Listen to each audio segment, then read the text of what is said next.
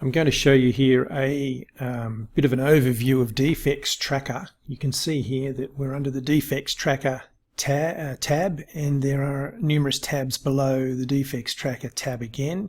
At the moment we're sitting in Create New, and to create a new defect it's a simple case of giving a defect a name and a description and a target date. All defects have dates with the tracker and a location.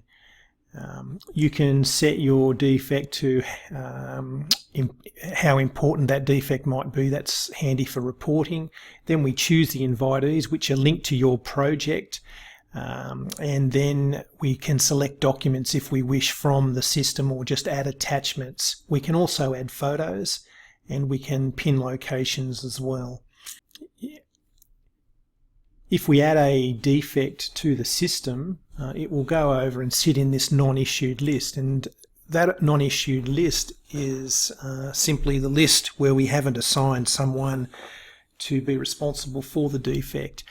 In this case we can see here that we have added a couple of subcontractors to different defects, but we haven't sent it to them at this point. You can have multiple subcontractor suppliers or multiple people associated with any defect, because you might have a plasterer, a painter and a plumber on one defect. And I'll show you where that they can check off the completion of their own defects. If we look in the active list here, these are defects that have actually been sent out. We can see here that they've now been numbered. This is the order of importance column. You can see here this is the area that the defect's in. The work status, these are all not completed. If one subcontractor has completed one section of a defect, that would read partially complete. The builder has to approve. There's also an option for the client to be involved in as well, and you can set up client groups for RedHub Defects Tracker. So if we look over quickly at completed, that's just the list of closed out defects, and you can see here the builder has approved these defects. The client has been involved in some and not others. We've looked at Create New. I want to just quickly talk to you about client raised defects with RedHub. RedHub has the ability to set up groups so that you can have, say, mechanical, electrical, hydraulic consultants doing defects lists for the project. If you wish to do that, they can have access to RedHub, raise their own list. You don't see that list until they send their defects to you. These are hydraulic defects that have come from a hydraulic consultant. These are civil that have come from another consultant as well. So once you receive those, you can open those defects, look at them, agree with them, and then put them into your non-issued list, and then start allocating subcontractors and send them into active.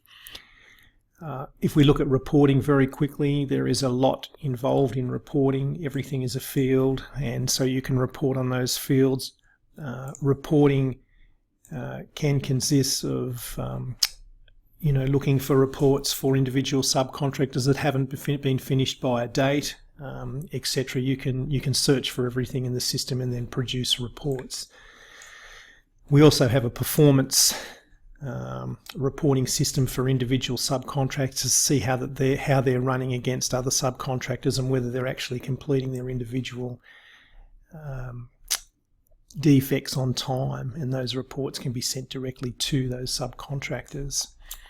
So if we look at defects access, that's just simply where we allow subcontractors access to the defects list. We form groups. We can manage client groups down here in terms of creating new groups. You can have an architect, or even the client themselves. You can have 1 or 2 or 3 or 5 or 10 people from that particular business contributing to defects if you want, but you totally control it from this area here. It's very important to set up locations prior to starting defects with RedHub. We can have locations set up as blocks, and then you can have sub-locations if you wish, and sub-location.